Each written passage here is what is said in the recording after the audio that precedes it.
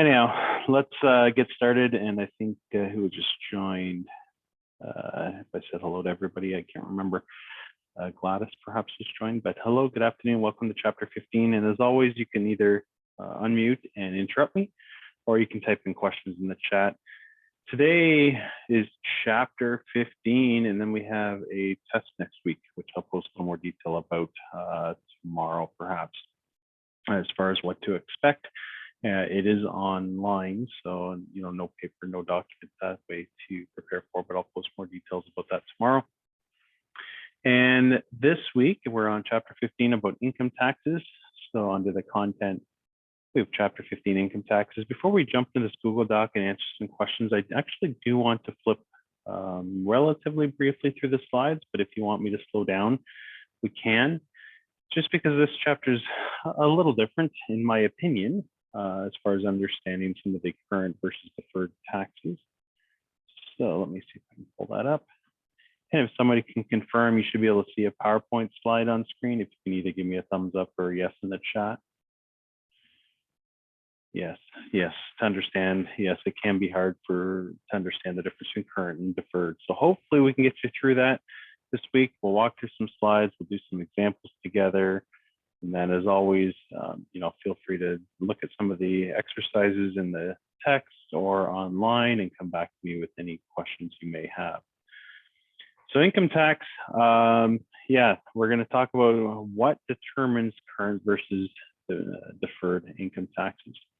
So a simple example, if you were looking at accounting income for an organization, say they had $100,000 of income, one of the most common examples of a timing difference, okay, and we'll explain what that means by timing or temporary difference, is around depreciation and capital cost allocation to CCA, allowance, capital cost allowance. And in this example on screen, we're assuming that the organization depreciated their assets by $25,000. So you have to add that back to your accounting income because it's an unallowable expense for income taxes. But under income taxes, you are allowed to claim what's called CCA, the capital cost allowance, which is a slightly different calculation for tax purposes. And in this case, we're telling you it's $31,000. So their taxable income is lower than their accounting income.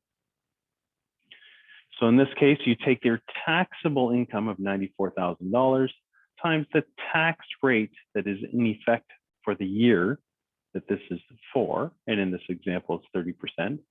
You have an income tax payable in this simple example of $28,200, being 30% of the $94,000. It's not 30% of the $100,000 of accounting income.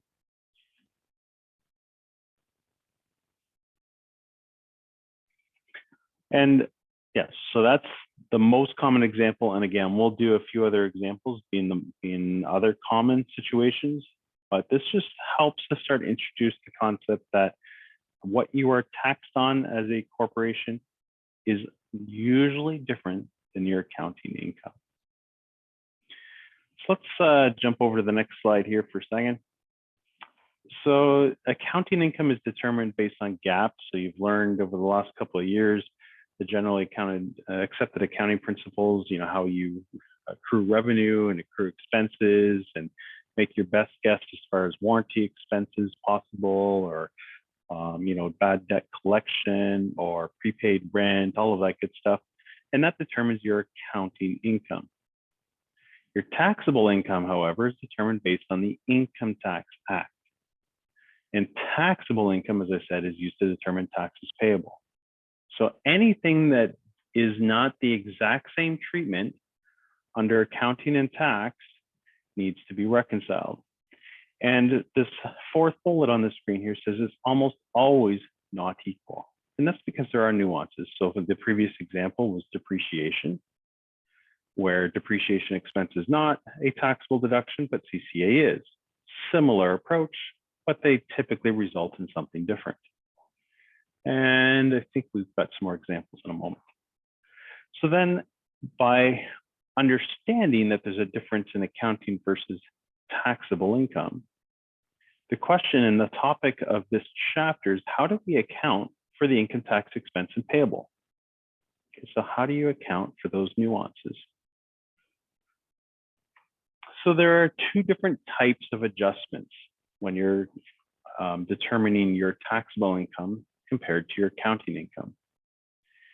First of all, to calculate our current income tax expense and our current income tax payable, we will always start with our accounting income and we'll adjust it to taxable income based on the appropriate tax rate. So just like the previous slide, for example. And that's using Schedule 1 of the corporate tax return. And you'll learn about that schedule in a future course.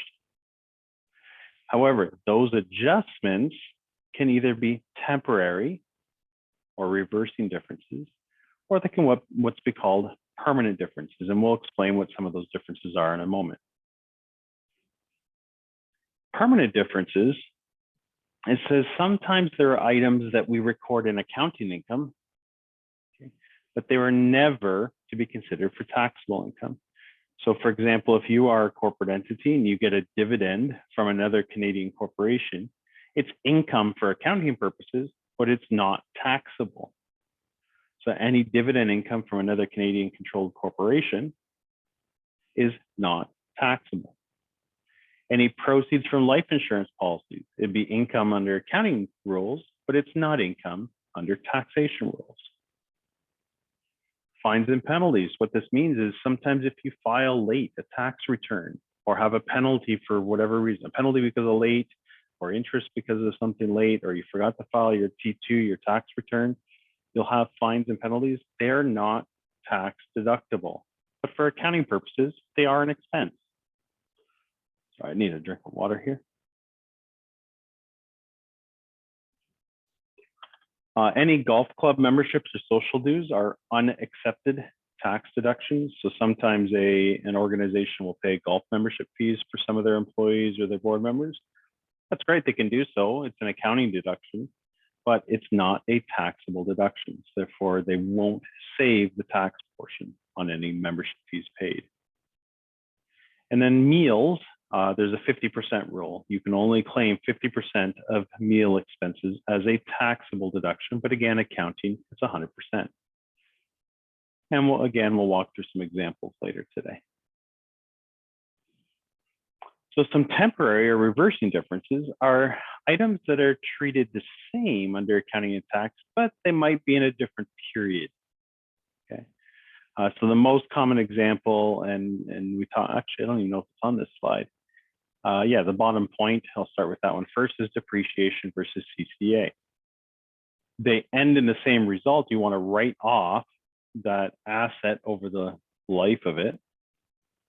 Under CCA, you will write off that same asset, but maybe at a different rate. CCA is always a percentage based over, so it looks at the undepreciated capital cost or the net book value each year and takes a percentage of it, and that's your CCA the next year. Versus you as a corporate entity, you may have straight line, you may have useful life, you may have a percentage declining balance, you may have different depreciation policies. But at the end of the day, the goal is to get the net book value or the undepreciated capital cost as close to zero. So therefore, it's considered a timing difference because they are both deductible expenses. Some of the other components, if we go back up to the first bullet here, are installment sales. So if somebody gives you money in advance and it's unearned revenue, you've always learned that you would record that as unearned revenue, and it's not income until you provide that service or provide that good. But from a tax perspective, it is taxable when you get the money. Okay, so any prepaid revenues or unearned revenue on our balance sheet is considered a taxable income. Similarly, if we have accrued warranty expenses, you cannot deduct accrued warranty expenses. You can only deduct what you actually paid for actual warranty expense. So it's based on cash for tax purposes. But again, it's considered temporary because over time, your accrual would be adjusted each year end to reflect your actual pattern, and over time, they should balance off. And yeah, so those are the key items. That covers one and yeah, that covers all those bullets. Any questions so far on some temporary versus permanent differences. I'll pause for a moment here.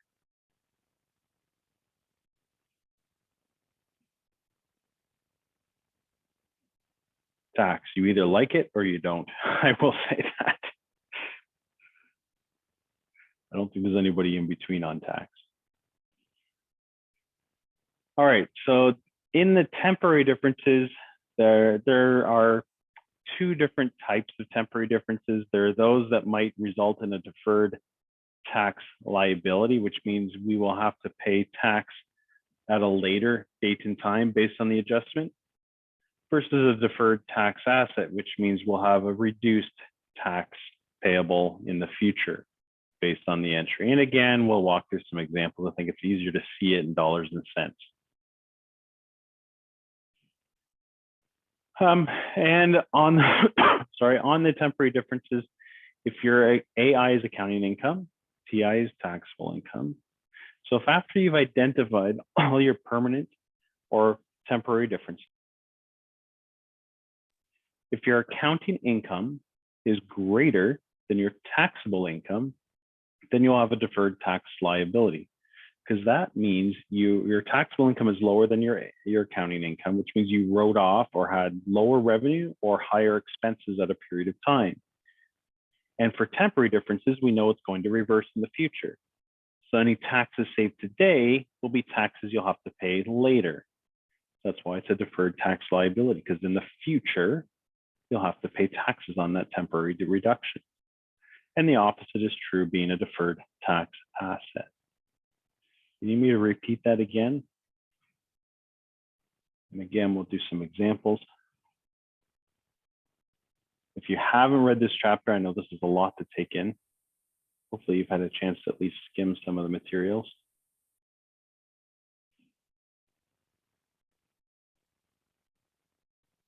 All right. And again, I apologize, my face isn't there. I know it's not the same, but hopefully we'll get through this. All right, so then to determine a deferred tax liability or deferred tax asset, we always recommend setting up a little chart. What balance sheet account is it? Is it prepaid? Is it unearned? Is it depreciation? You know, what is it? Identifying what the tax-based component is versus the carrying amount on the balance sheet is. And that difference is the tax amount less the carrying value amount times the tax rate, which will always be given. It's either at the current or future rate. It's always based on the rate that you expect that DTL or DTA to be recognized.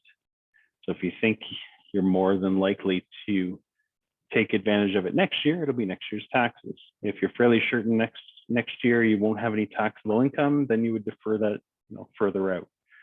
And then the examples in this course will indicate that. Once you take that tax rate times the difference for that item, that'll determine whether it's a deferred tax asset or liability based on whether it's a positive or negative figure. And again, we'll do some examples shortly.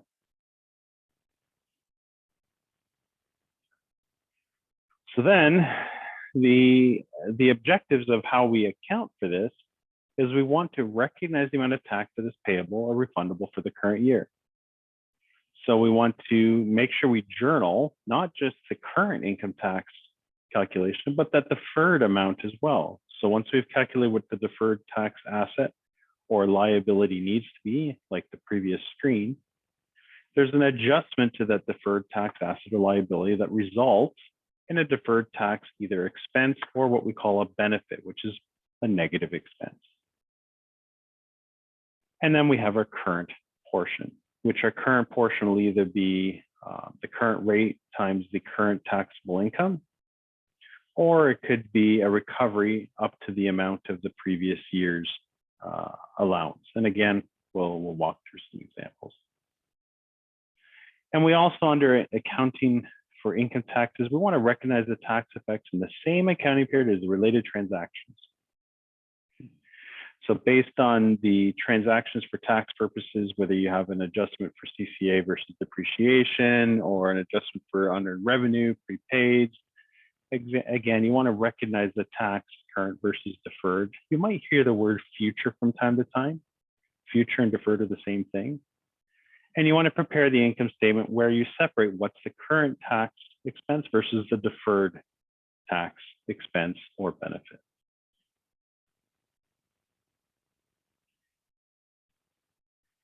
So the last couple of things here, our tax rate considerations, I think I gave a hint to this, is you typically use the rate for your deferred taxes based on either the current rate or the rate at the time that you expect that asset or liability to reverse.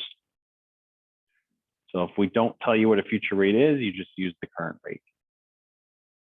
And if it changes in the future, you'll just adjust that calculation in the future. So it's always based on the information you need to know at the point in time that you're providing the calculation.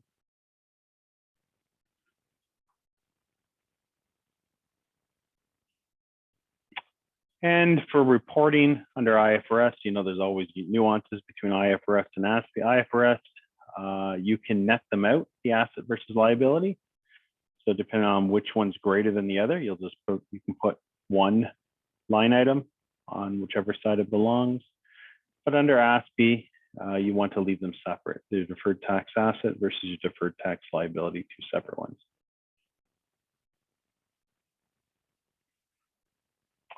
Some of the benefits of loss carryovers. So this is where you have the idea, if you have a taxable loss in a year, you have the ability to take that tax loss from one year and apply it to taxable income from other years. So you can take it back 3 years.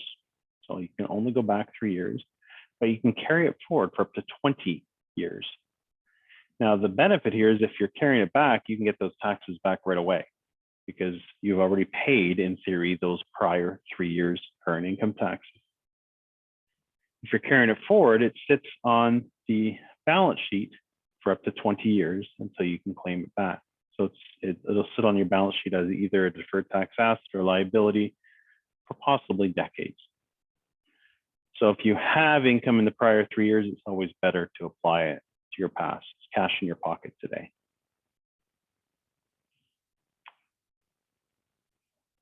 So some other benefits, you know, losses carry forward. The benefit should be realized in the loss year when the potential benefit arises.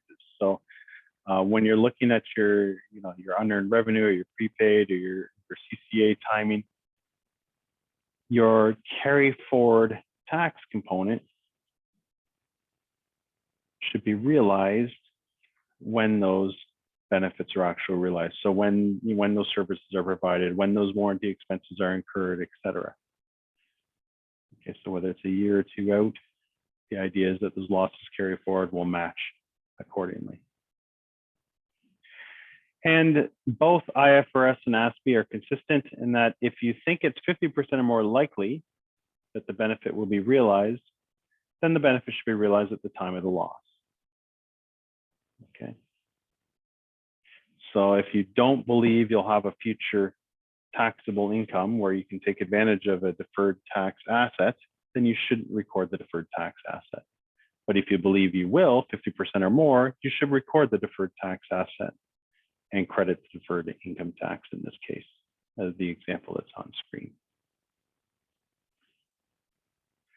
And yeah, and the opposite is true. Actually, I said that already. If you don't think you'll get a benefit, you just don't record it. However, you typically put a note disclosure. So your audited statements on an annual basis would include a note to the financial statements to say, you know, the organization assumed the deferred tax asset would not be recognized, therefore it was not recorded, and a loss of, say, $100,000 of potential taxes are not recoverable. Okay. Questions so far on that before we jump to some examples?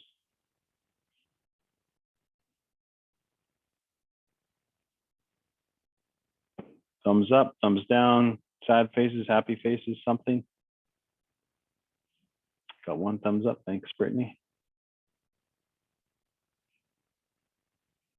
Couple more. Elizabeth, Melik, thank you.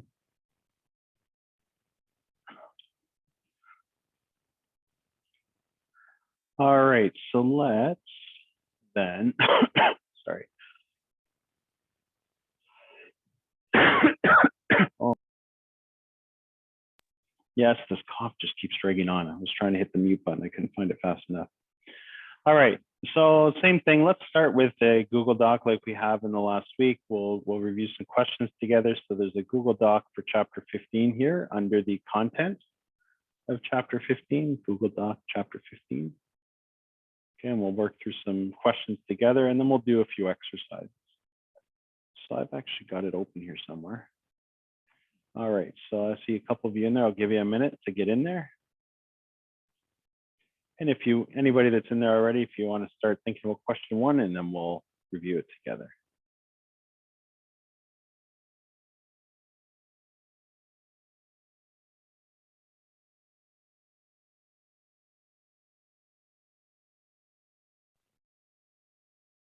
All right.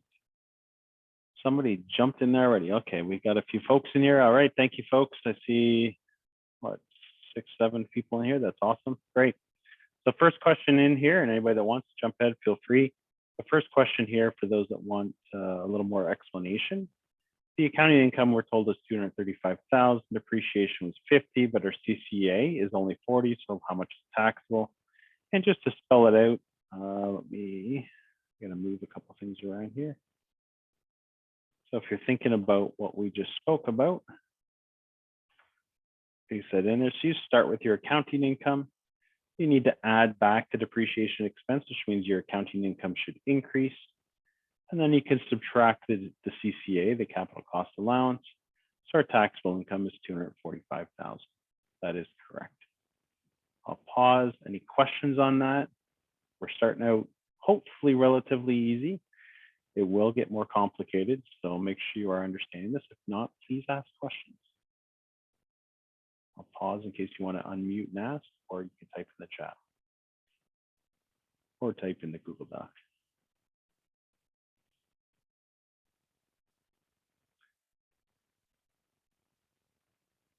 All right, let's move on to number 2 then. Number 2 says accounting income is 54.5, a taxable income is 67.8. So they've done the effort for us. The tax rate is 30%. And how do we calculate the current income tax amount? And somebody did type the formula in there. You take the taxable income, 67,800, 30% current tax rate, gives us a current tax expense and payable of 20,340. That is correct. Oh, sorry, my Excel just froze here. That is correct, 20,340. All right, good. Are warranty accruals a permanent or temporary difference? So thinking about what we talked about and what you may have read, they are temporary. So again, for accounting purposes, we accrue estimated warranty expenses. But for tax purposes, we can only deduct actual expenses. But again, they'll typically offset over time. So if they will offset over time, they're considered temporary. The next one says, and interrupt me if you need to, number 4, are dividends received from a Canadian company a permanent or temporary difference? So unfortunately, it's not temporary. So if you remember what we talked about in the slide, dividends from Canadian corporations are never included in taxable income. So it's actually a permanent difference. Okay. And why is because it's after tax money from the original corporation being given out to your corporation. So it's already been taxed. So it's a non-taxable income for the receiving corporation. Pause there. Questions on that? Remember, these are dividends from a Canadian company. If you have, US or foreign exposures, that's a little different. I'm not going to get into that in this course. It's in a future tax course. Just watching to see if there are questions. All right, number 5 says if accounting income is greater than taxable income, what is it? DTL or DTA? And DTL is correct, which means your taxable income was lower than accounting income. So in the future, you'll have more revenue, which means it's a future liability. And the opposite is true. And again, we'll do some exercises on this. Number 5 and 6. Questions, comments, further explanation?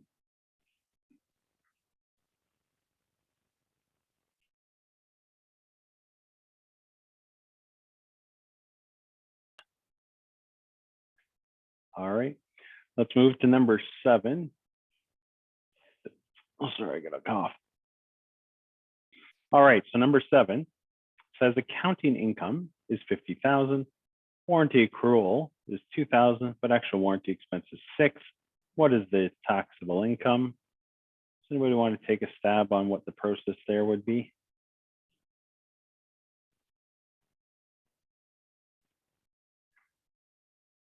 So we would always start with accounting income. And then what do we have to add back or deduct or do anything for this? Anybody want to take a stab at question 7? Give me a minute to think.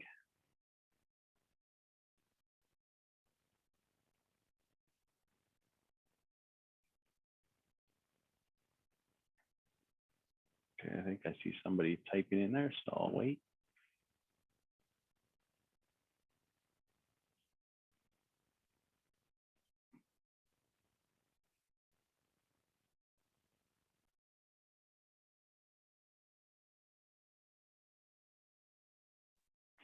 All right, so somebody typed in 46,000 and that is correct. Let me bring that in. So you've done the right calculation. I'm just going to spell it out here on screen. You should hopefully see that now. So we start with the accounting income of 50,000. We need to add back the accrued expense. So therefore our net income before taxes would increase. But then we can deduct what the actual warranty expenses paid are. So our taxable income or net income before taxes for tax purposes is 46,000. And then that 46,000 would times whatever our current tax rate would be, which is what we're not asked for in this case. 46,000 is correct. Questions, comments?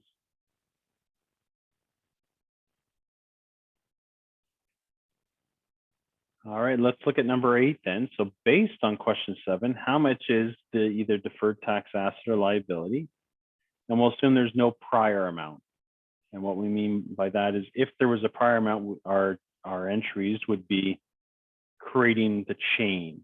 Okay, so in this case, we're assuming a 0 start.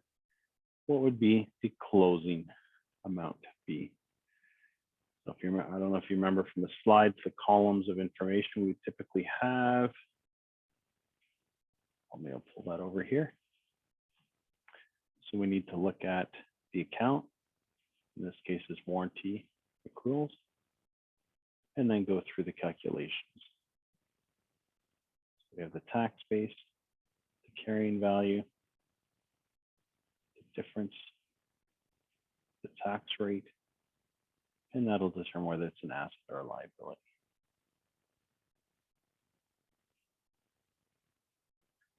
Not quite 90. So I'm looking at the, so you're looking at I-26 times 20%. Not quite. That would be your current tax expense, actually, because you're looking at the tax rate of 20% times the taxable income. This is specifically looking at any temporary difference. So you have to look at the temporary differences, which is the warranty components only, and determining whether it's a deferred tax asset or liability. So let me bring in a little table then. As I said, you need the account. In this case, we're looking at the warranty accrual being our temporary difference. We have our tax base, okay, which is a reduction of $6,000, so it's a negative here. Our carrying value was an accrual of 2,000, so it was a negative 2,000. So the difference is a negative 4,000. So it's always the tax amount less, actually I'll put that in here, tax, take away carrying value. Our tax rate at 20% will give us, excuse me, 20% of negative 4,000 would be negative 800. And if it's a negative, it's a liability, which means in the future, we will have to pay additional taxes. So in this case, it's not 9,200, it would be an $800 liability or DTL, just to be consistent. Okay, anybody need me to repeat that? Feel free. Don't feel bad if you have to ask. Thumbs up or okay.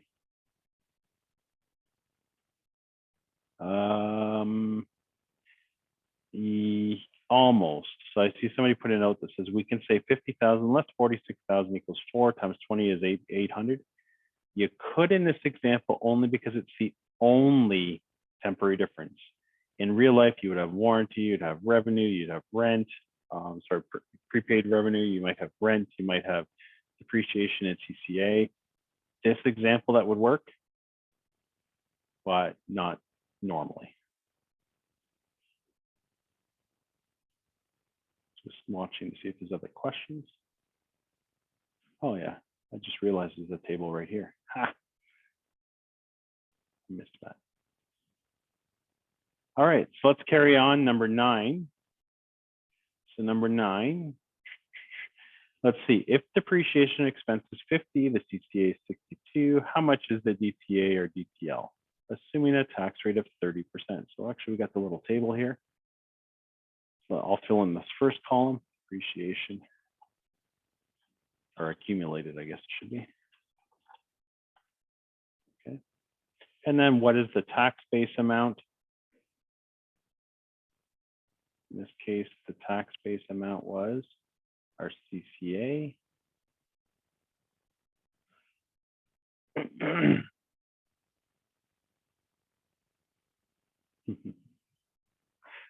So on our tax base amount, we're saying that we can reduce it by 62,000 for the CCA. Our carrying value is the negative 50,000. Okay. So we can take CCA of 62, our carrying value is 50. So we take our tax base less carrying value. Our tax rate is 30%. Oh, why do I have an extra percent in there? I don't know. So therefore we have a liability of 3,600 related to this transaction. That makes sense because our CCA is greater than our depreciation, which means later on our depreciation will be greater than our CCA, which means in the future we'll have a liability. Because we're paying less tax today, but over time we'll pay the same. Questions, comments?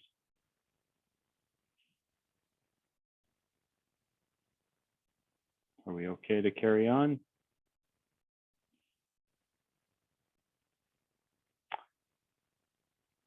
Question 10 and 11, you're absolutely correct. If we just talked about the moments ago, you can carry it back 3 years or forward 20.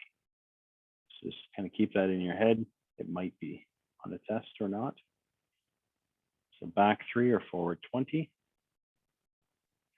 And then number 12, it says in year 1, taxable income was 32,000. Year 2, tax loss was 40. If there's a tax rate of 20%, what is the tax receivable amount? And somebody put 8,000. And I see in your formula you have 32,000 times 0.25. Why is it only 32,000 times 0.25? You are correct. If somebody want to type in perhaps why?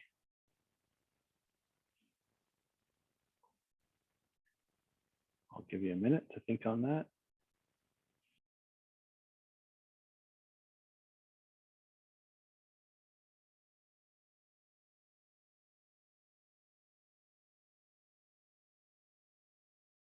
We're looking at number 12 right now.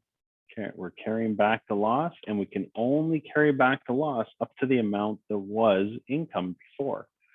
So we can only carry back out of the 40,000, 32,000. Remember, we're saying that's year 1, so we had no prior year income.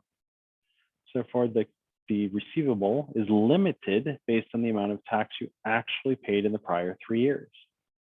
So therefore, it's only 8,000. Let me pull this in.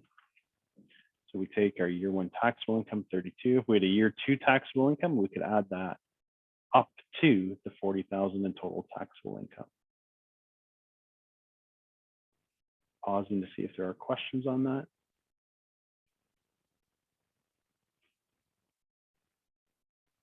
And in number 13, it says if year one taxable income is 32, year two tax loss was 20, if there's a tax rate of 25,000, what is the tax receivable? Oops. And taxable income is more than the taxable loss. Yes, so you can only claim 25% of the loss. So in this case, the opposite is true compared to number 12. So we look at the year one taxable income of 32,000, apply the year two loss back of 20. So therefore we can take the whole 20,000 back at the 25%, will give us a tax paid of 5,000. Journal entries, yeah, we can do that. So we're going to be doing some shortly. So in year 12 here, this one would be a debit to current income tax receivable for 8,000. And this would be a credit to current income tax expense. Some people call it benefit because it's a negative income tax expense. Okay, so on the financial statements in this case, you would see year two income would be a negative 40. And then we have to say current income tax expense would be actually a negative 8,000 because it's a benefit. So for net income after tax would be a 32,000 bottom line. That's how this one would look. Obviously the format would be a little nicer. And then in this one here, I'll get to your comment here, Chameleon. Because you have an additional $8,000 of tax loss that you did not recognize because you did not have the income. If you believe you'll have income in future years, then yes, you can recognize a deferred tax asset. Let me see above. So then you would have a debit to deferred tax asset and a credit to deferred income tax expense, or in this case, the benefit because it's negative. We'll calculate this in a second. You're right. So in here, we would have the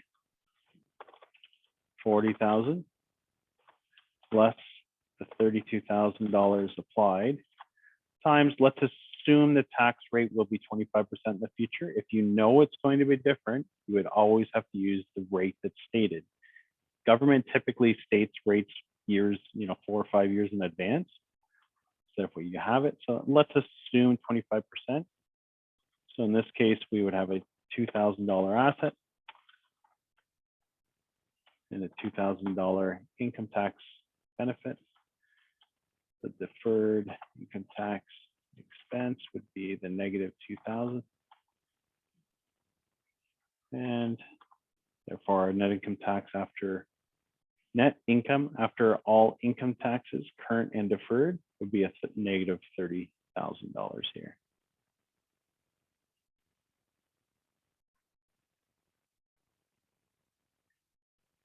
So I'll pause there. Questions on number 12 now that we've added some other components?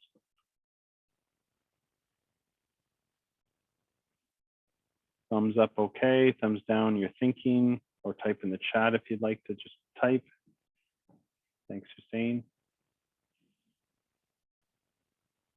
I think you joined a little late, Hussein. My video is not functioning properly, so sorry about that. Thanks, Brittany.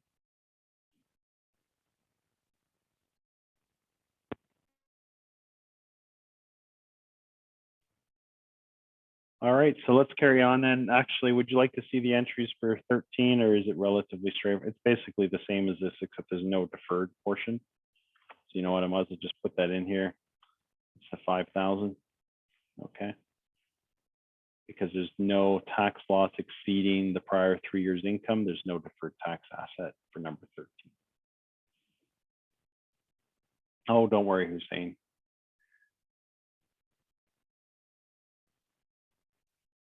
All right, any last questions on the Google Doc, and then we'll flip over and do a few of the exercises together.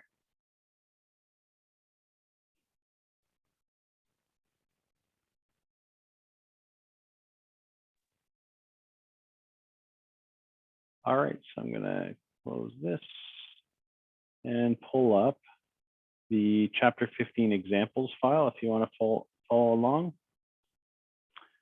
I know you have the answers, but again, it was suggested, and I tend to agree. Sometimes it's nice just to walk through the solution together. So I picked 5 today to go through, and we can do more or less if we desire. Okay. So we'll start with example number 1. I'll give you a minute in case you want to pull open on your own computer. Otherwise, you can just follow along on the screen.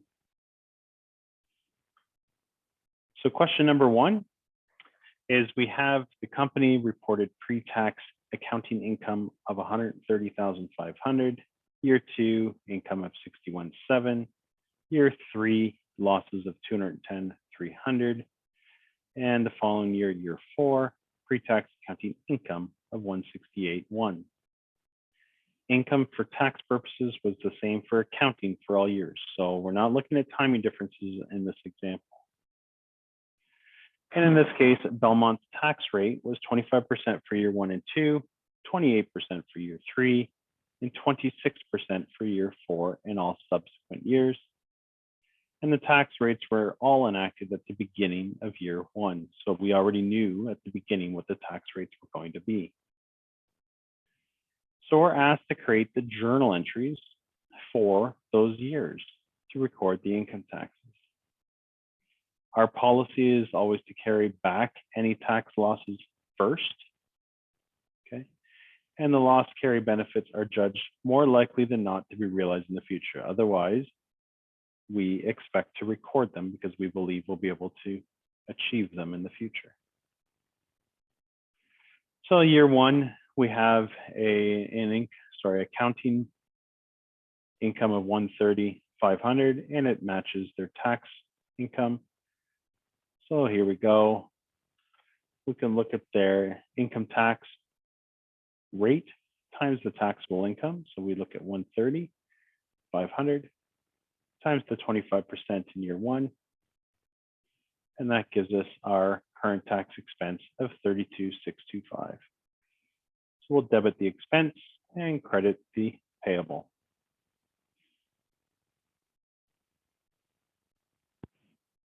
All right.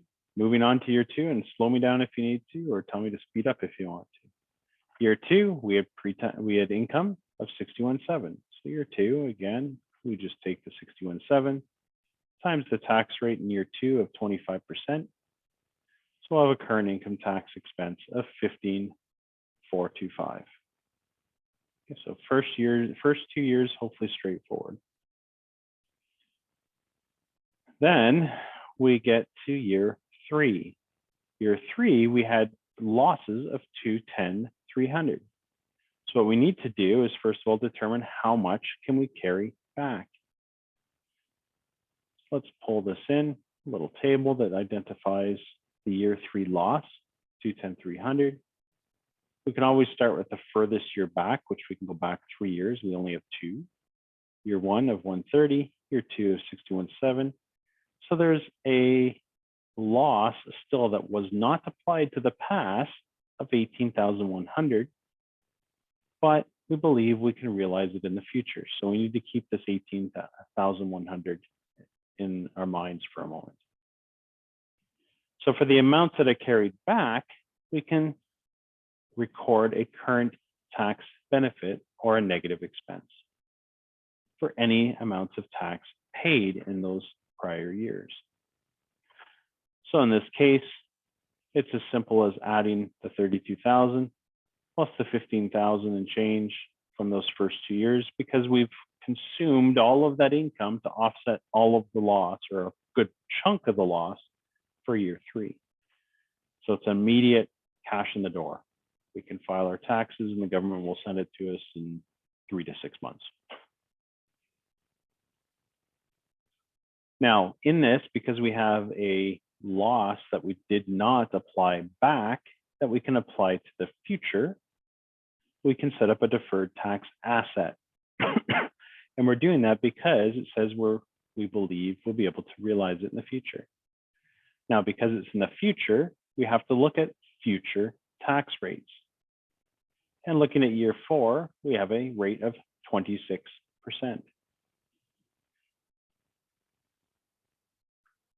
So for this, sorry, there we go. We take the remaining loss of 18,100 times the rate of 26% for year 4 and beyond to determine the deferred tax asset of 4,706. That's our estimated tax receivable in the future based on this loss carry forward for up to 20 years. Okay, I'm going to pause there. Any questions so far?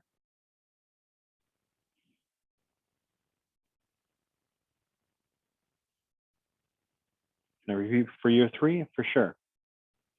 So year 3, we always want to start with applying taxes back. Year 3, we're told we had losses of 210,300. So we start with the loss of 210,300. I'm assuming you can see my screen, Brittany, and others. I hope you can still see my screen. Yes. So start with the loss of 210. We look at the past 3 years of incomes. We can take it back up to 3 years, but we only have 2. So we have year 1 income of 130,500, year 2 income of 61,700, and therefore that totals income of 192,200, which is less than our loss in year 3. So we can apply 192,200 to the past, and then we can carry forward 18,100 to the future. For the past component, you can only claim an income tax receivable based on the amounts that you recorded as payable in the prior 2 years. So we can just add the 32 plus the 15 from years 1 and 2 to give me $48,050. So that's the first portion. That's the current tax benefit or current tax negative expense. Just in case you see it worded, this sometimes could be current tax expense with a credit, which means it's a negative expense, which is why we call it a benefit. Now, the $18,000 of additional loss that we did not carry back is applied to the future. How we determine the deferred tax asset is based on the tax rate expected in the future, which we're told is 26%. So our deferred tax asset would be 26% of the 18,100 or 4,706. So debit the asset, credit the benefit for deferred tax. Is that okay, Brittany? Okay, perfect. Anybody else? Otherwise, we'll carry on to year 4. No problem. Year 4, I'm just going to bring this in and then we can talk through it. So year 4, we're told that we have income of 168,100. So we have our little table again. We have 168,100 of income, but we had an $18,000 loss carried forward. So our taxable income for current tax calculations would be based on the 150,000, the 168,1 less the 18,100 carried forward. So now our tax entry for year 4 again has 2 components. One is we're using the entire deferred tax asset up. So we need to basically reverse the entry we did in year 3 at the end of year 4. So this creates a deferred tax expense in year 4, 4,706, and our asset gets removed to nothing because we have no deferred tax loss to carry forward any longer.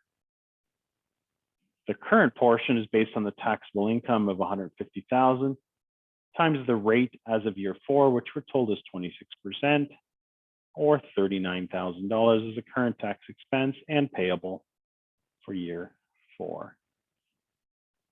Okay, so this one wasn't looking at any timing differences, just looking at loss carry forward and back. Questions on number or example 1?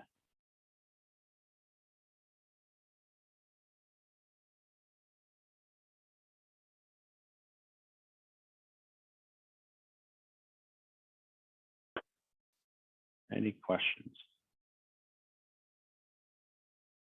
Do I still have you here?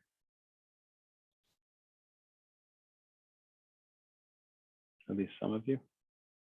All right, thanks, Brittany. Do you want to do another one like this? Because I was going to do example number 2 as a second example, just like this. Just has more years. Okay, so let's do number 2 then together.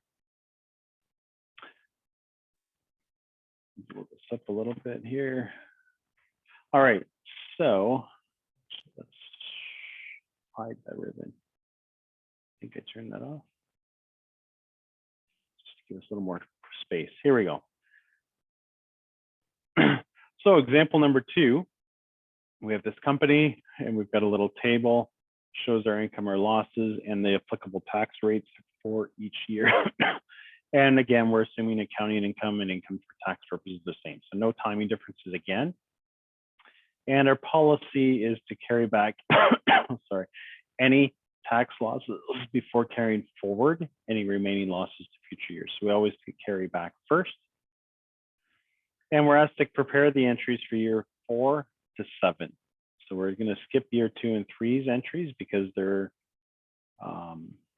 just simple current. Okay.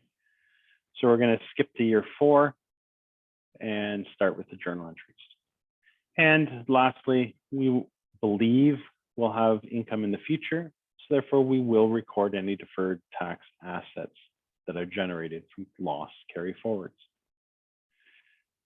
So year 4, just like the previous example, in this case, is as simple as taking our income, 16,000, times the tax rate of 35%, creates a current income tax expense of $5,600 and the offsetting payable. I think we're okay on current, just straight calculations when you have income and a tax rate.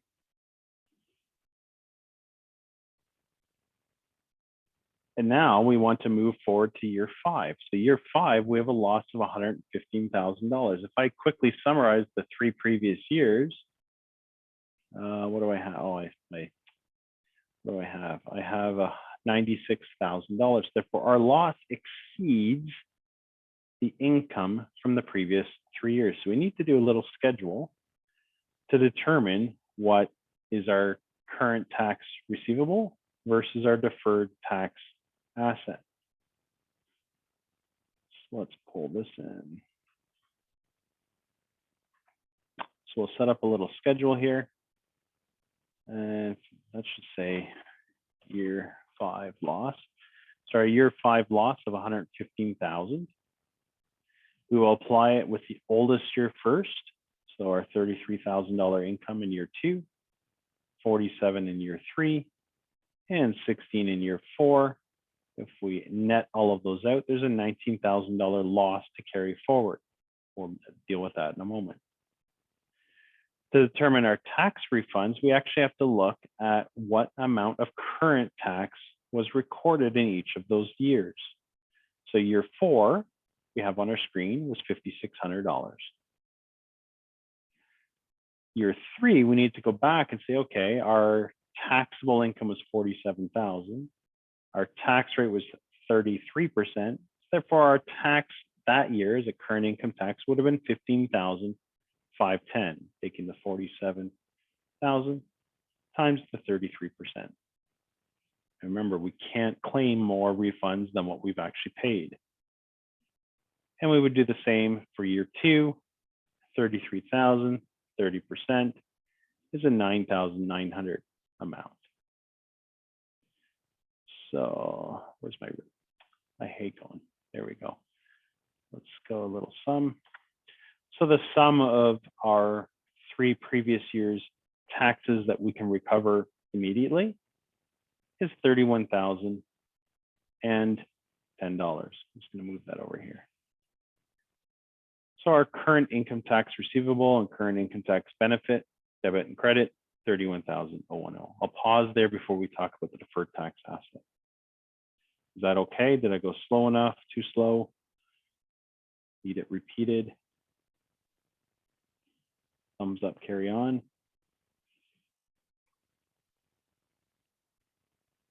Thank you, Elizabeth. Hussein, oh, claps, that's even better. Oh, and a thumbs up. There we go. All right, so let's move on. And if you think of a question, feel free to ask. So at year 5 then, if we've indicated that we have a $19,000 loss that can be carried forward, we can set up a deferred tax asset. And so we need to look at future years. So years 6 or 7 or later is when we would claim it, and they're both the same tax rate. So we would use that next year's tax rate at 32%, assuming that we had income the next year. So our deferred tax asset then in this case, we would take the loss of 19,000 times the 32% would set up an asset of $6,080. And again, if you look at your net income before tax for year 5,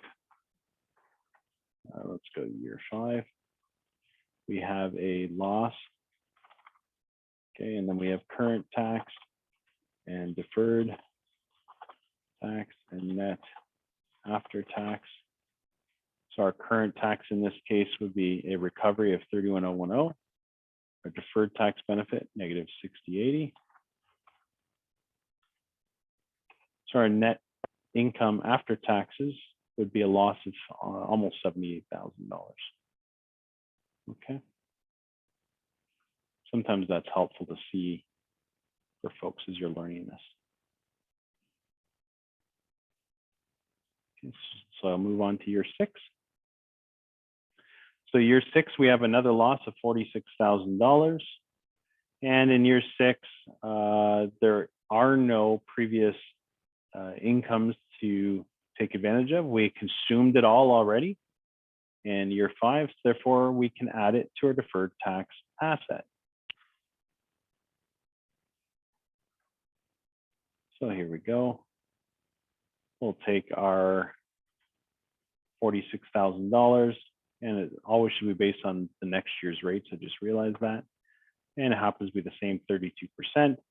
So we'll take 46,000 times 32%, would increase the value of our deferred tax asset and create a current tax benefit. So our year 6 was a negative 46,000. There's no current taxes, and there's a negative 14,720. So for our net income after tax for year 6 will be 31,280. And just pausing to see if questions, and then we'll move to year 7.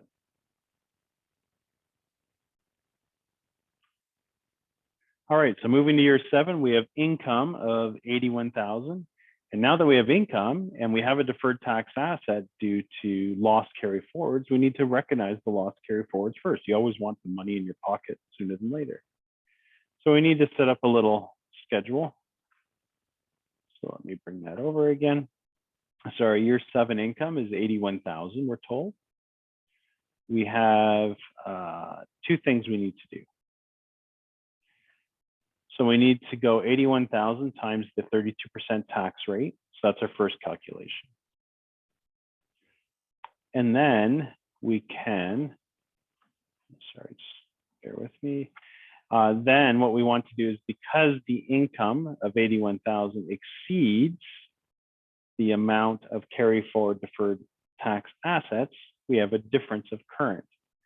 So the first step is, so out of the calculation, 81,000 times 32%, the first portion is always what's sitting in a deferred tax asset based on loss carry forwards. So if we add the 6,080 plus the 14,720, we have 20,800. So therefore, we'll remove our deferred tax asset completely because our income exceeded our loss carry forward amounts. Any difference then is a current tax payable. So in this situation, we need to remove the deferred tax asset in its entirety, to credit to the asset, and the debit to deferred tax expense. And then because our current tax calculation exceeds the deferred tax expense adjustment, we have a current tax expense of 5,120. So in this, just to show you what it looks like, we have a current tax expense of 5120. We have deferred tax expense of 2800. So our net income after tax for year 7 would be $55,080.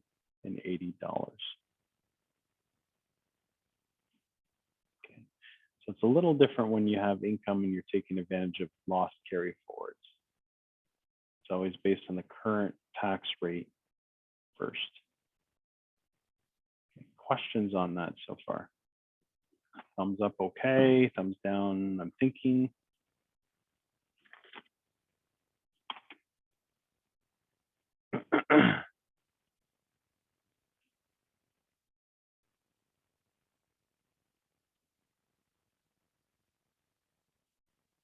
All right, let's jump over to question 3. I'm not going to do all 14 of these, don't worry. So question 3 then, now we start to talk about some temporary differences, so not just losses carry forward. So number 3, we have this company, Joey Inc., and we're told what the temporary differences were, which gave rise to future taxable amounts versus future deductible amounts. Okay. As of the opening and as of the closing. So accounting income for the year ended June 30th, year 6 was 132,000. No permanent differences existed. So there were no, dividends, there were no meals or golf memberships, things like that. The company is expected to operate profitably in the future. The tax rate's only 16% in this case for current and future years, and we follow IFRS. So here we need to calculate the taxable income. So what we need to do is look at the change in their temporary differences year over year. So we always start with accounting income, 132,000. Temporary difference giving rise to future taxable amounts. We look at the change. It went from 92,000 to 165,000. Okay, so we're being told what these timing differences are. We're not having to calculate warranty or revenue or anything like that. And temporary differences giving rise to future deductible amounts is the opposite. You need to look at the closing less the opening, because they're on two different parts of the balance sheet.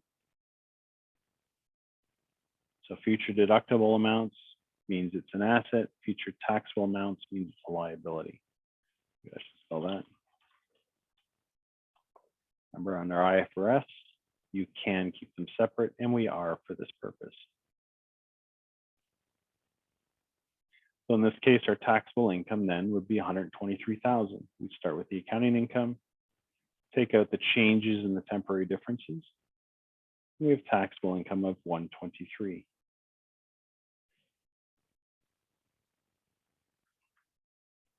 And so next, then, is we can create our journal entries. So our current income tax, we look at the taxable income of 123,000 times 16%. So 16%. So we take on 123 times 16, period. Debit the current tax expense because it's a taxable income, and a credit the current tax payable. Now our deferred tax expense or liability, our net liability, because if you look, our net liability, or sorry, the net of these are a liability. So we're just netting them for this next part of the entry for some reason. We look at the change. So one went up, one went down, 73,064. So there was a net change of $9,000 for those two temporary differences, times the 16%, because we're told it's 16% for all years, which means we need to increase the liability. Because again, our accounting income is greater than taxable, therefore there's a deferred tax liability. So we need to credit a liability of 1440 and debit our deferred tax expense. So again, our net income before taxes was 132. And then we have current deferred net income after taxes. That's our current. Now I can make this nicer, but it's fine. Just to show you our net income after tax then is 110,880. And in this one, another little trick is because this tax rate is 16% current and future, our net income after tax should always be that difference of 16%. If our future tax rates are going up or down, then this percentage won't add up to the current tax rate, if that makes sense, because we're told that this is 16% and this is 16%. Oh, they're disappearing. That's just another way to check when your tax rates are flat. Okay.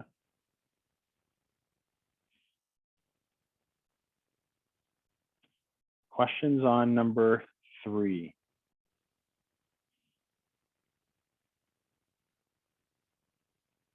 Thumbs up, thumbs down.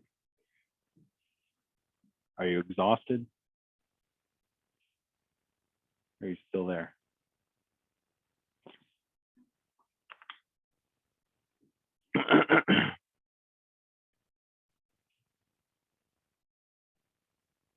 Okay.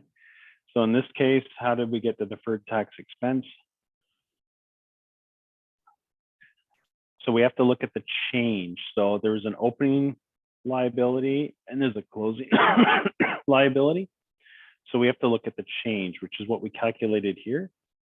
So one item went up, one item went down, but our liability grew overall. So if we look at it this way, our liability grew from 65,000. Let's go net DTL. It grew from 65,000 to 74,000. So the way you always adjust your deferred tax liability or your deferred tax asset is you recalculate what the balance should be and do the adjusting entry for it. So in this case, we did it a little different. We said, okay, it changed by 9, therefore we need to increase it by 16% of the 9,000. You could also look at the 74,000 times 16%, then take away what the 16% of 65,000 was the previous year. They'll end in the same result. Did I confuse you or help you, Hussein?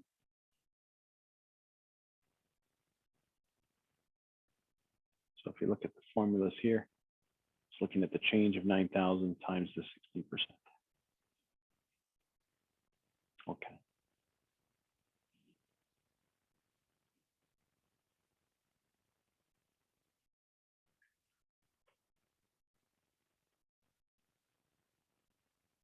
All right, so let's go to example 5. This is it's got a bunch of moving parts. First, and this is where we get to a lot of the permanent and temporary differences. Okay. So we have this company, they follow ASPE. They earned accounting, accounting income before taxes of 1.7 million for the year. During year 4, they paid 241,000 for meals, entertainment. In year 1, their tax accountant made a mistake when preparing the company's income tax return. And in the current year 4, we paid $21,000 in penalties. Just a reminder, penalties are not deductible for tax purposes. We owned a warehouse building for which it had no current use, so we chose to rent it. And at the beginning of year 4, we rented it to another company for 2 years, and that tenant, paid 2 years of rent in advance. So on our books, we'd have some prepaid rent. We also used the straight line depreciation method for accounting purposes. We recorded depreciation of 406. However, the CCA, the capital cost allowance, is 631. We also began to sell products with a 2-year warranty expense against manufacturing defects. And we accrued $590,000 of warranty expenses. However, we only actually paid $286,000 in the year. In year 4, we were subject to a 35% tax rate. However, during the year, the government announced that the rates would be down to 33% starting the following year. So what we need to do is to create the journal entries. But before we do so, we need to calculate their taxable income. So thinking about the slides we spoke about at the beginning of class, we always start with the accounting income, remove the permanent differences, remove or add any temporary differences, and that'll calculate our taxable income. So let's look at that first. So let's see, I'm going to type this in so you can follow along. So we start with accounting income. And we have 1,728,000.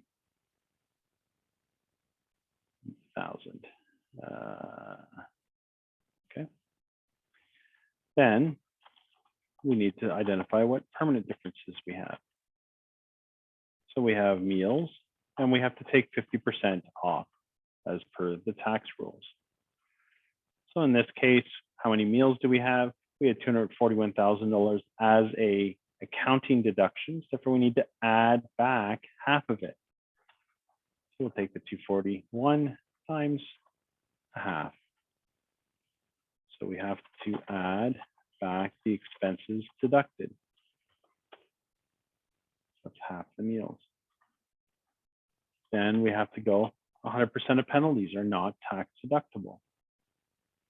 We're told that there were $21,000 in penalties. So from their accounting income, it was a deduction. Taxable income, we need to add back to 21,000. Oops. Okay. Then we have our temporary differences. I'm going to fix this up a little bit just because it'll be easier to follow. There we go. So now we have our temporary differences. So far we've dealt with bullet 1, bullet 2, bullet 3. So bullet 4 here, we says we rented the building to SPK for 2 years at $252,000. They paid the entire 2 years rent in advance. Now for tax purposes, we need to record the revenue when it was received in cash, not when it was earned. So the prepaid rent in advance that's sitting on our balance sheet that is currently not an income has to be added as income. In this case, we need to add for tax purposes. And the opposite is true. Is if we accrued rent income but did not collect it, you could reduce your income for tax purposes. Next is we have depreciation. I'm going to separate this actually. We have our depreciation and we have CTA. Oops, wrong one. So first of all, we had our depreciation. We recorded it, but it's not tax deductible. So we need to add back the 406. So add back for tax purposes. However, for tax purposes, we can reduce for CCA.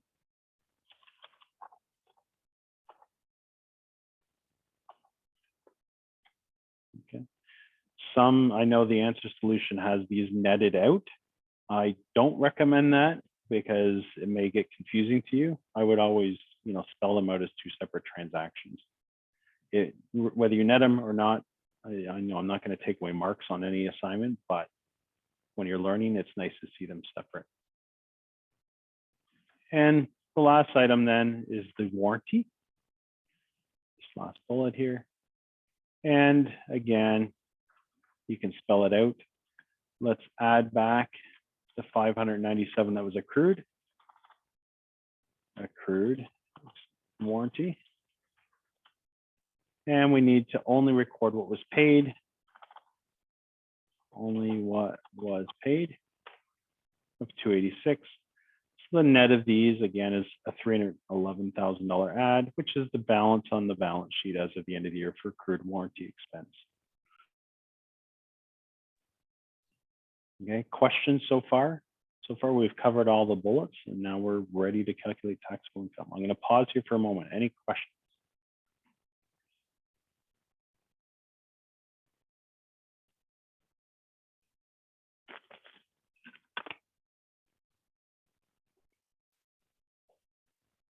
All right, so now we can calculate our taxable income.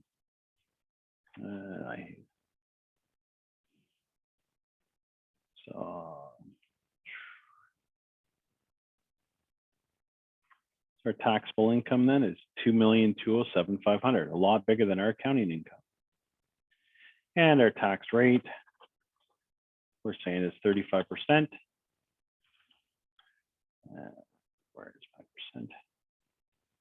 And therefore, our current income tax is our rate times our taxable income, or $772,625, which is part of our journal entries. Okay. So in this, we can therefore create our first journal entry, current tax expense, and our current tax payable. We'll debit and credit those for the $772,000. So that's our first journal entry. Questions on the first part? Thumbs up, okay? Or type in a question. Thanks, Brittany. Thanks, Hussein. Party Hussein, I like it. Thanks, Gladys. Perfect. All right, so let's move on to the next part. In order to determine whether we have a deferred tax asset or liability, we need to look at our temporary differences. So here we have rent, we have depreciation versus CCA, and we have warrant. So there are actually three differences that we need to reconcile for temporary differences. So you may recall we had those columns. So we've got the account, the tax base, the carrying value, the difference, the rate, and whether it's an asset or liability. So in this case, we have our rent, depreciation, and warranty liability. For tax base, there's no such thing as earned rent, but our carrying value has a negative $252,000, which means our accounting income was lower, therefore it's a negative carrying value. That is a liability on our balance sheet. Okay. Our accumulated depreciation, we are allowed to take the CCA of 31, but our accumulated depreciation was 406 for the year. For accounting purposes, creates a difference of a negative 225. And then our warranty liability, tax liability, we're not allowed to accrue. But our carrying value, we had an accrual of 311. Let's fix these up a little bit. Sorry, it's a pet peeve of mine. There we go. So we can calculate our differences. And again, just remember this is tax less CV. So our tax base less the carrying value. And now the tax rate we need to use is based on the period of time in which we believe it'll be recognized. So if you go back up here, row 19, it says that the plan is year 5, it'd be 33%. So we need to use 33% for all of these calculations. So then we'll go the difference times the tax rate, and that'll determine whether it's a deferred tax asset or a liability. So in this case, if it's a positive number, it's a deferred tax asset.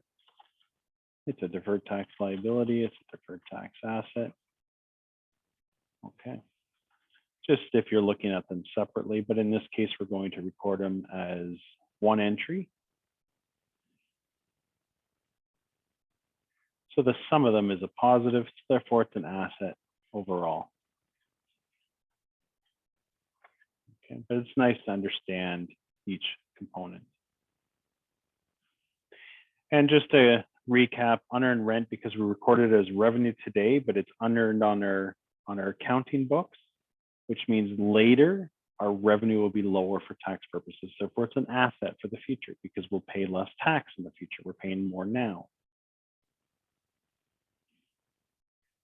So now we can do our journal entry for the second part, and we'll call this deferred tax asset as per the calculation.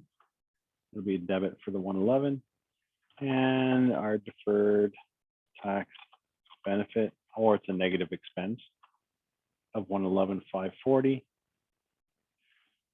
And therefore, if we bring this in, our net income before income taxes on our accounting statements would be 1,720. Our current income tax expense, our deferred tax benefit of negative 111. Our net income after tax would be 1,066,915.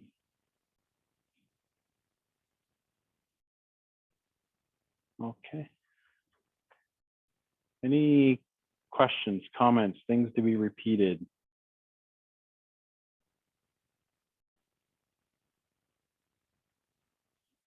Are we doing okay?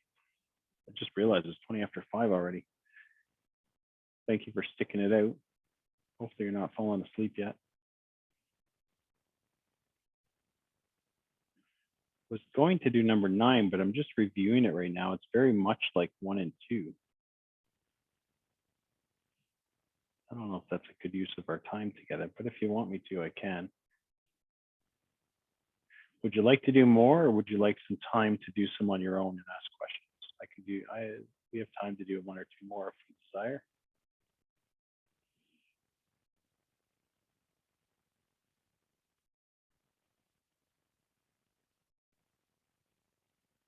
You're good?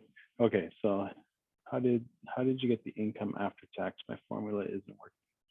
Okay, so this little table down here, Brittany.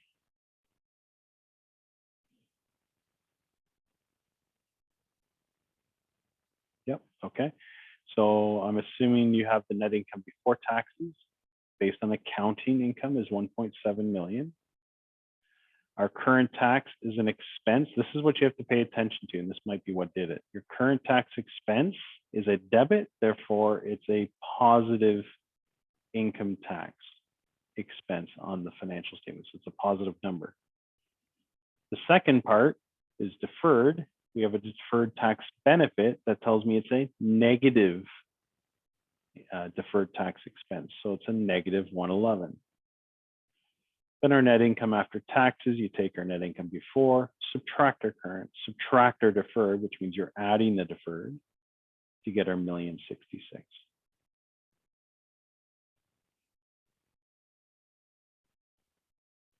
That help, Brittany? What we can do is we can actually add a line total income taxes. Because that's normally what you would have actually. And then we can go like this. Maybe that would help. Okay, perfect, Brittany. Okay, well, others are thinking about questions. Let's see. I'm going to stop sharing for a second. So, Melik, you want to know what kind of questions there will be? Wow. Okay, just a second. Let me pull up my information.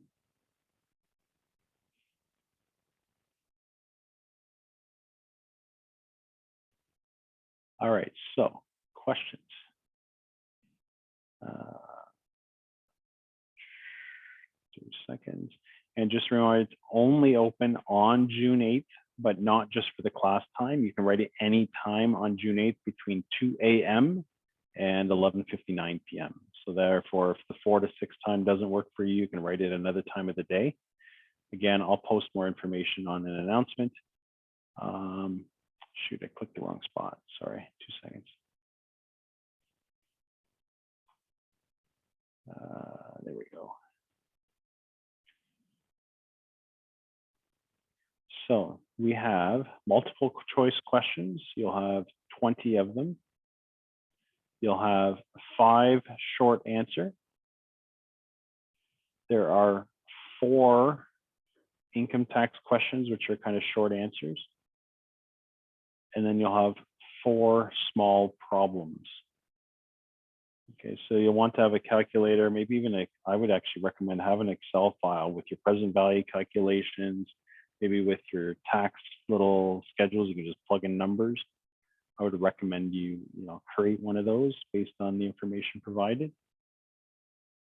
Okay, so for example, the problems, there'll be a file you'll have to download for the problems. You'll download it, review it, and then respond with your information based on the problem. For example, the multiple choice, well, multiple choice or multiple choice. You know, you'll be given, most of them look like they're 4 options to pick from. Yeah, 4 options for multiple choice. I'm just looking in more detail so I give you the right info. Same last time. I think it's the same course leads, so very, very same look and feel. Just looking at the income tax questions. So very similar to what we covered today. You're given, you know, years 2 to 7, income or loss, and the tax rate. Calculate what's the current tax, you know, things like that. So, or calculate the deferred tax asset based on listed data. Okay. So very similar to what we covered today. Short answer. Yeah, you're given a situation, you'd have to just type in a response. Very similar to your quizzes, just a little more of it. You're welcome, Milik. Any other questions from folks? Just wondering, I can't remember how much time do you have on this? I think it's 2 hours, but I'm gonna check.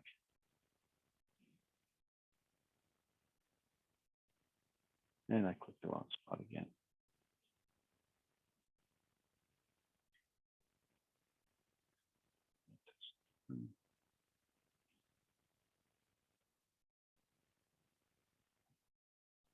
Bear with me 2 seconds. All right, you have 2 hours, yes. Actually, I'll double check if anybody has an accommodation and get that set up for anybody that has it. And if for some reason you can't write on the 8th, don't wait until the 8th to tell me. Reach out sooner than later, but because you have 22 hours that day, hopefully you can find a couple-hour block to complete your test online. Okay, any last questions for today? Otherwise, then I'll give you back these few minutes to do some work. You can email me anytime. I'll get back to you. I don't think I owe anybody any email responses right now. If I do, let me know. I haven't reviewed chapter 14's quiz results yet because I know there were some difficulties with a couple things. I'm planning on reviewing it tomorrow, actually. I'll just say that. So for those that missed the $ sign and lost the mark, I'll take a look at that tomorrow. So no questions for Melik. Anybody else? Hussein, Gladys, Elizabeth, Brittany?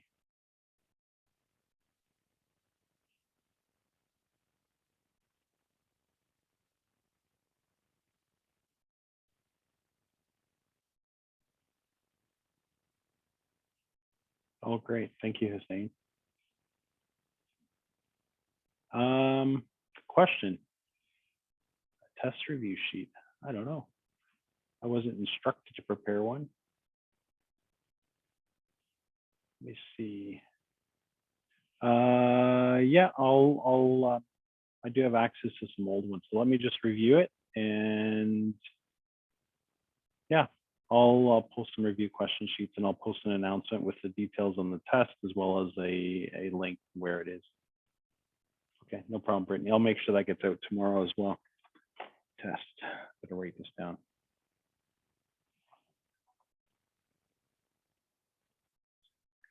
All right.